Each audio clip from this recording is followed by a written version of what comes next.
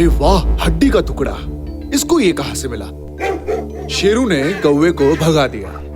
ये मेरा खाना है, इसे मुझसे छीनने का तुम्हें कोई हक नहीं है, ये लालच है। शेरू को बहुत गुस्सा आया, उसने कौवे के ऊपर भौंकना शुरू कर दिया।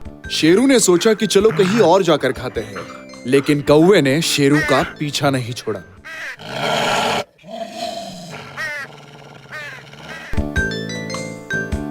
नदी को पार करने के लिए शेरू लकड़ी के पुल के ऊपर चढ़ गया।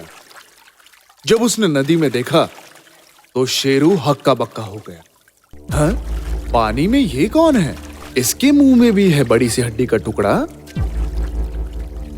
अपनी परछाई है ये जाने बिना ही शेरू नदी में ध्यान से देखने लगा। तब परछाई वाला दूसरा कुत्ता भी शेरू को ध्यान से देख रहा था। इतनी हिम्मत! वो बड़ा सा हड्डी का टुकड़ा मैं हासिल करके ही रहूंगा।